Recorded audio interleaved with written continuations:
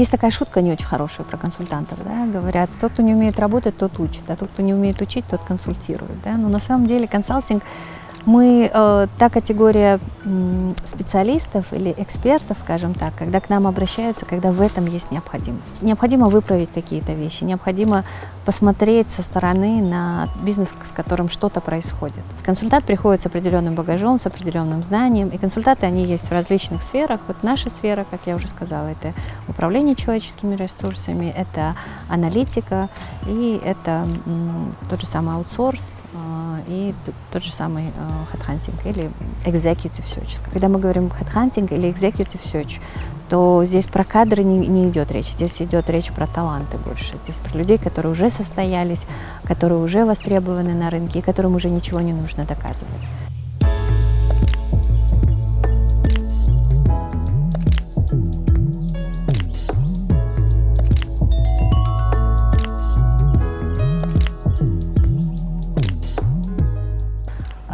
Когда-то мы задумались о том, а что мы едим, что ест наша семья, что едят наши близкие, вообще о чем это, куда это, да. Так еще получилось, что помимо образования в Москве, образования в других странах, краткосрочных, долгосрочных, я закончила институт, Нью-Йоркский институт по целостному питанию. Мы встречались с фермерами, нам не особо верили, городские ребята вообще, как кто-то из друзей нас назвал, дети асфальта. И вообще, и вдруг ферма, да, и вдруг поехали в Алай, поехали в Баткен, поехали в Талас, на Иссык-Куль. Представляете, я приезжаю к фермерам и говорю, вы знаете, я хочу заниматься органическим сельским хозяйством. Ну, кто-то посмеялся, кто-то не поверил. Вообще идея в наших магазинах – это такая концепция one-stop shop.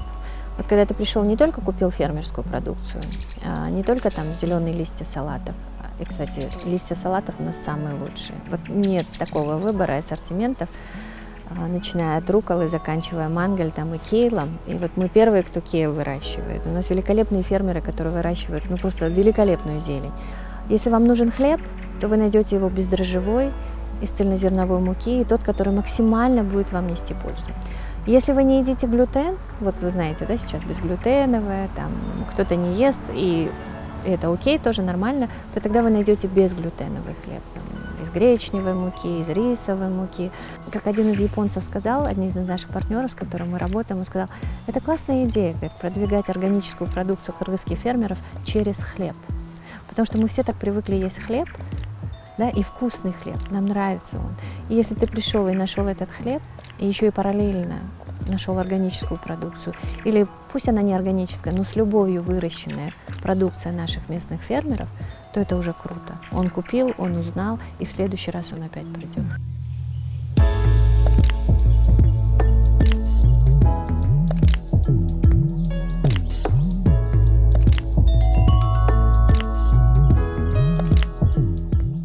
У них очень хотелось сад, красивый сад. И я совершенно ничего не понимала в ландшафтном дизайне, поэтому я специально пошла, отучилась ландшафтному дизайну. И вот эта горка, это моя дипломная работа. Она была вначале такая маленькая, потом она разрасталась. Ну вот так я создала свой сад, который очень мы любим все, и нам здесь очень, правда, хорошо дышится и живется. У Альпийской горки, наверное, нет, просто, наверное, какой-то такой центр нашего дома, потому что мы любим проводить у себя дома.